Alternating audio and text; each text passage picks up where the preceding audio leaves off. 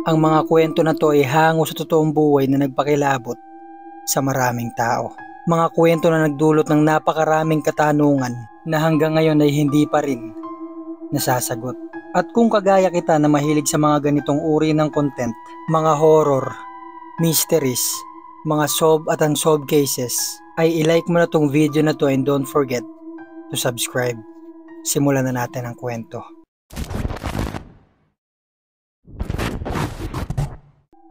Noong early 2015, si Henry McCabe ay 31 years old at nagtatrabaho bilang auditor for the Minnesota Department of Revenue. Isa siya sa mga pinaka-nirerespeto sa department nila dahil sa sipag at bihira makapagpaliban sa trabaho tong si Henry. Meron siyang asawa na ang pangalan ay Karen, may dalawa silang anak at nakatira sila sa Minnesota. Hanggang noong September 6, linggo yung araw na yon, yung asawa niya at yung dalawa niyang anak ay pumunta sa California. At naiwan nga siya mag-isa sa bahay nila at naisip-isip niyang puro trabaho na lang yung ginagawa niya at pag-aalaga sa pamilya niya. Total wala naman siyang pasok kinabukasan, September 7, Labor Day yun sa Amerika. Kaya tinawagan niya na kagad yung dalawa niyang kaibigan at napag-usapan nga nila magpapakalasing sila nung gabi na yun. Bago siya umalis ay sinabihan niya muna si Karen tungkol sa pupuntahan niya at kung sino yung mga kasama niya.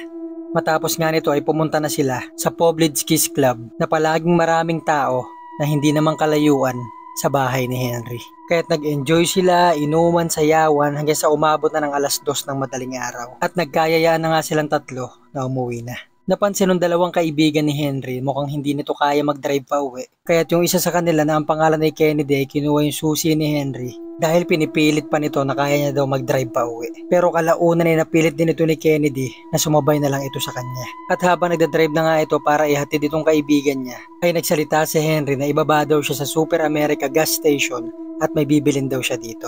Nagtaka si Kennedy dahil marami namang mga convenience store na malapit sa bahay nito kung bakit mas pinili pa ni Henry yung gas station na yun na mahigit 3 kilometro yung layo sa bahay niya. At sinabi pa ni Henry na ibaba lang daw siya dun sa gas station at iwanan na siya dito at uuwi na lang siya mag-isa. Noong una naisip ni Kennedy na lasing lang to, hindi niya alam yung sinasabi niya. Kaso nga lang makulit ito si Henry at ayaw nila makipagtalo. Kaya't nung binaba nila to sa gas station ay umalis na rin sila. Mga lasing na rin naman sila noong mga oras na yun. Kinaumagahan noong September 7, napansin ni Karen na meron pala siyang voice message mula kay Henry. Na-receive niya to ng 2:28 ng madaling araw. Ilang minuto matapos ito ibaba ni Kennedy sa gas station. At nung pinakinggan ni Karen yung voice message na iniwan sa kanya ng asawa niya, ay kinilabutan siya sa narinig niya. Marami siya mga tunog na naririnig dun sa voice message pero narinig niya rin yung asawa niya sumisigaw dito. Na nabaril daw siya, may humahabol daw sa kanya at marami pang tunog na nakakakilabot pakinggan na parang may hayop na sinasakal o kung si Henry ba yun at nakakakilabot din isipin na kung ano kaya nangyayari sa kanya ng mga oras na yun. 2 minutes yung voice message na yun na na-receive ni Karen. Matapos niya ito mapakinggan, tinawagan niya kaagad si Henry pero nakapatay yung cellphone nito. Kaya tinawagan niya naman yung kapatid ni Henry na ang pangalan naman ay Tim at pinarinig niya dito yung voice message na na-receive niya mula dito. Nabanggit ni Tim na tumawag din sa kanya si Henry nung madaling araw pero umiiyak lang ito, wala siyang maintindihan sa sinasabi. Tapos bigla na lang na-disconnect yung tawag. At makalipas ang ilang oras na hindi pa rin nila makontak si Henry, tumawag na sila ng pulis. Na agad naman ito nagpuntahan sa bahay nito at nalaman nga nilang wala siya dito. Dito na sila nagsimula mag-imbestiga. Pinarinig ngayon ni Karen sa mga pulis yung voice message na na-receive niya mula sa asawa niya. Dito pati yung mga pulis na nakarinig ng voice message na yun ay kinilabutan dahil hindi nila alam kung ano ba yung mga tunog na naririnig nila. Para mga hayop na nag-aaway, basta't uri yun ng tunog na hindi pa nila naririnig. Pero naririnig pa rin naman nila yung boses ni Henry at sinasabi nga nito may humahabol daw sa kanya, nabaril daw siya hanggang sa nakarinig sila ng mga putok ng baril. At bago matapos yung voice message na yun ay may sumigaw pang, "Stop it." Hindi nila alam kung si Henry ba yun o ibang tao. Pagkatapos nito ay bigla na lang ito namatay. Hindi ipinubliko ng mga pulis yung buong 2 minutes voice message ni Henry. Naglabas lang sila ng ilang segundo para sa mga media.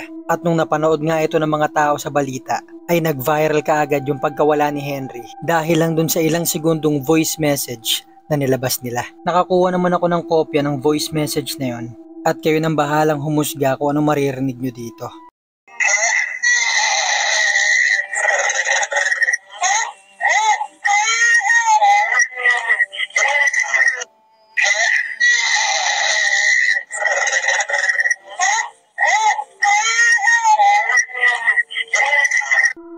Hinanap ng mga pulis yung dalawang kaibigan ni Henry na kasama niya nung gabi na yon. At kinuwento nga nito yung mga nangyari na nalasing si Henry nung gabi na yon kaya sinabay nila. Kaso nga lang nagpumilit ito na ibaba siya sa Super America gas station dahil may bibilin daw siya dito. Dinagdag pa ni Kennedy na oo, nakakapagtaka bakit namin siya dun binaba na medyo malayo sa bahay niya. Kaso kasi ang kulit ni Henry kaya wala na silang nagawa. Kaya't binigay nila yung susi ni Henry sa mga pulis pati yung wallet nito. At nalaman ng mga pulis na yung susi ni Henry sa bahay niya ay nakina Kennedy din. Kaya kahit kung nakauwi si Henry sa bahay niya, hindi rin siya makakapasok dito. Tinanong din sila ng mga pulis ba't nasa kanila yung wallet. At sinabi nga nila na medyo lasing na si Henry noong mga oras na yon, ayaw lang nila mawala yung wallet. At hanggang sa naghiwa-hiwalay nga sila dun sa gas station, ay nakalimutan na nila ito ibalik. Kaya't nagpuntahan naman itong mga pulis dun sa gas station. Nagtanong-tanong sila dito, pinakita nila yung picture ni Henry kung nakita ba nila. Pero ang sabi ng mga to ay hindi nila nakita si Henry. Nag-request na rin sila ng CCTV footage. Pero matapos nilang panoorin yung CCTV footage ng madaling araw na yon, ay hindi nila nakita si Henry. Kahit ang ginawa naman nila ay pinaping nila yung cellphone nito. Agad naman nila nakuha yung huling location ng cellphone niya. At nagpuntahan kaagad yung mga pulis, mga volunteer sa lugar na yon. Lugar na tinatawag na New Brighton. Dito nagtaka yung mga nag-iimbestiga sa kaso na to. Dahil ang lugar na yon ay papalayo sa bahay ni Henry. Naisip na lang nila dahil lasing nga si Henry nung mga oras na yun baka nagkamali siya ng daan. Pero malaman-laman ng mga pulis, hindi pala sa Super America gas station binaba ni Kennedy itong si Henry, kundi sa Holiday gas station dahil nakuha na nito ng CCTV footage sa lugar na yon. Na siyang 6 na kilometro ang layo mula sa gas station na sinabi ni Kennedy kung saan niya ito binaba at halos 10 kilometro ang layo mula sa bahay ni Henry. Dito may ipapaliwanag pa kung bakit naping yung cellphone ni Henry sa New Brighton. Pwedeng yun talaga yung daan na napili niya. Kaya naman binalikan nila si Kennedy. Ang sagot naman nito ay lasing na siya ng mga oras na yun, hindi niya napansin na mali pala yung gas station na pinagbabaan niya. At dahil wala naman sila makitang ebidensya o motibo na may kinalaman tong si Kennedy sa pagkawala ni Henry, ay hindi na nila ito tinanong ng tinanong at nagpatuloy na lang sila sa pag-iimbestiga at paghahanap. Hanggang sa lumipas na yung mga araw, mga linggo, hanggang mahigit sa 1 buwan, ay wala pa rin nagiging balita kung anong nangyari kay Henry. Ang teorya ng ibang tao, baka umalis na to si Henry at nagsimula ng bagong buhay. Pero nung chinek nila yung bank transaction history ni Henry, ay hindi pa ito nagagalaw mula nung araw na nawala siya. Hanggang sa lumipas yung halos 2 buwan nung nawala si Henry. Nung November 2 nung parehong taon, may 2 namamangka o kayakers sa Rush Lake malapit sa New Brighton. Nang gulat nila ay may nakita sila ditong bangkay na palutang-lutang. Tumawag kaagad sila ng pulis na nagdatingan makalipas ang ilang minuto. At nung na-recover nila yung bangkay, nalaman nga nila na katawan ito ni Henry McCabe. Marami nagbigay ng teorya sa pagkamatay ni Henry. Marami nagsasabi baka nagpakamatay daw to o kaya naman sa sobrang kalasingan dito napunta at nalunod. Pero hindi nito nasasagot yung mga tunog na narinig nila sa voice message. Bukod pa dito, humihingi ng tulong si Henry ng mga oras na yun na nabaril daw siya at may humahabol daw sa kanya. Pero nung chinek nila yung katawan nito, wala silang nakitang kahit anong tama ng baril.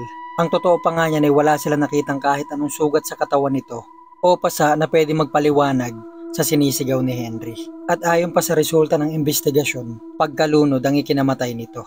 Kaya't ayon ang inireport ng mga pulis. Ang sabi nila ay pwedeng sa sobrang kalasingan ay napunta si Henry sa Rush Lake at dito siya nalunod. Pero hanggang ngayon ay hindi pa rin ito napapaliwanag yung mga tunog na narinig nila dun sa voice message. Sa kasamaang palad ay mukhang hindi na natin malalaman kung ano talaga nangyari kay Henry noong mga oras na yon. Hindi rin maiiwasang may nagsabi na baka sa paglalakad ni Henry pa uwi ay may nakita siyang kung ano na tumakot sa kanya kaya siya napatakbo sa Rush Lake kung saan siya nalunod.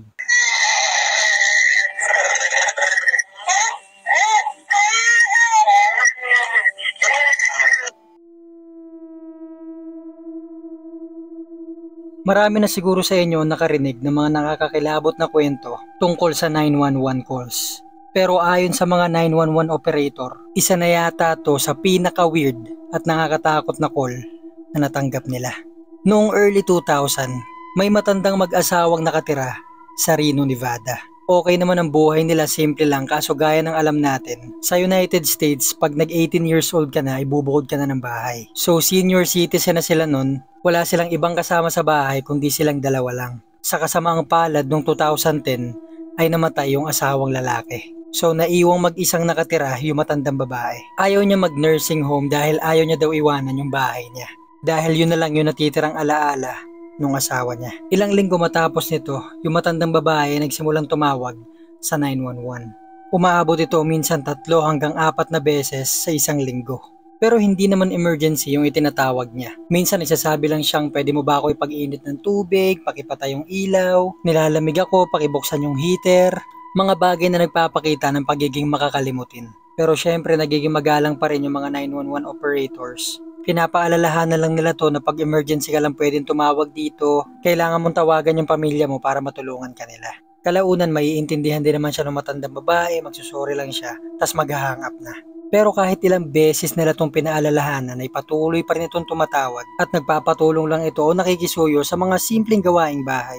Ni isang beses ay hindi sila nagpapunta ng pulis sa bahay nito. Dahil nga hindi naman emergency yung tinatawag niya, para nagpapakita lang ito ng matandang nagiging makakalimutin. At dahil sa dalas nga nitong tumawag ay nagkaroon na yung department ng drill na kapag pumasok sa kanila yung tawag ng matanda, maging magalang lang sila at paalalahanan lang ito na tatawag lang siya sa 911 kapag may emergency.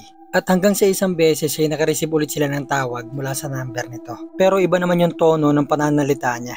Sa tawag naman na yun, hindi kagaya ng dati na parang nangihingi siya ng tulong sa araw-araw na gawain sa bahay. Dito ang sinasabi niya naman ay, John, where are you, John? Na parang inaakala niya na nakikipag-usap siya sa asawa niya. Pero gaya ng dati, ginawa lang nila yung drill nila. Sinabi lang nila na hindi siya pwedeng tumawag doon pag hindi emergency, pero naghahangap din to kaagad kapag narinig niya yung boses ng dispatcher. At paulit-ulit din ito nangyari na parang hinahanap niya palagi yung asawa niya. Pero hindi pa rin sila nagpapadala ng pulis sa bahay nito. Kasi gaya ng dati, hindi naman emergency yung tinatawag niya.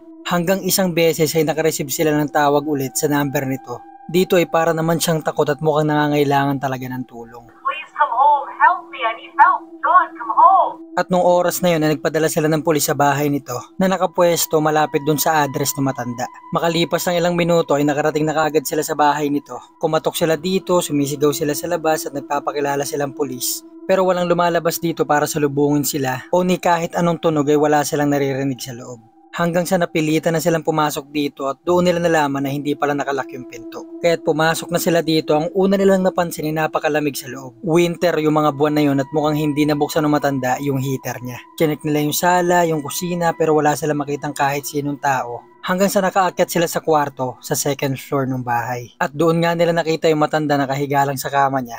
At nung chinek nila ay wala na pala itong buhay. Tumawag ngayon yung isa sa mga pulis sa operator at sinabi niya ditong malabong yung matanda yung tumawag sa 911 na ilang minuto pa lang yung nakakalipas dahil yung matandang natagpuan namin sa loob mukhang ilang oras na siyang patay. Kinalabutan ngayon yung operator na nakatanggap ng tawag ng matanda at sinabi niyang imposible yun dahil kilalang kilala namin yung boses ng matandang nakatira dyan dahil lagi yan tumatawag dito at meron pa nga kaming drill tuwing pumapasok yung tawag niyan kanino man sa amin. Yung dalawang pulis naman na nandun sa bahay ang kinalabutan sa narinig nila. At nung dumating na yung mga taong kukuha sa bangkay ng matanda, pati yung mga tao na yun ay nagsabi na mukhang ilang oras na nga nakakalipas nung namatay ito. Pero ang inisip na lang ng mga pulis na pumunta dun sa bahay ng matanda pati ng operator na siguro kaya nagmukhang matagal ng patay yung matanda dahil sa sobrang lamig dun sa loob ng bahay kaya tumigas kaagad yung katawan nito. Pero sa isip-isip nila, imposibleng tumigas kaagad yun makalipas lang ang ilang minuto nung mamatay siya. Pero kahit ano pa man yung nangyari ay hindi na nila ito pinag-usapan. Makalipas ang ilang araw nung nilibing na yung matanda ay nagulat yung isang departamento ng 911 operator dahil nakareceive na naman sila ng tawag sa number nung matandang namatay. Pero naging kalmado lang siya, inisip niya baka kamag-anak o kapitbahay kaya't sinagot niya na yung tawag at kinalabutan siya sa narinig niya. John, I need your help. John, come home. Dahil yung matandang dapat patay na ng mga oras na yon ay kausap niya sa telepono.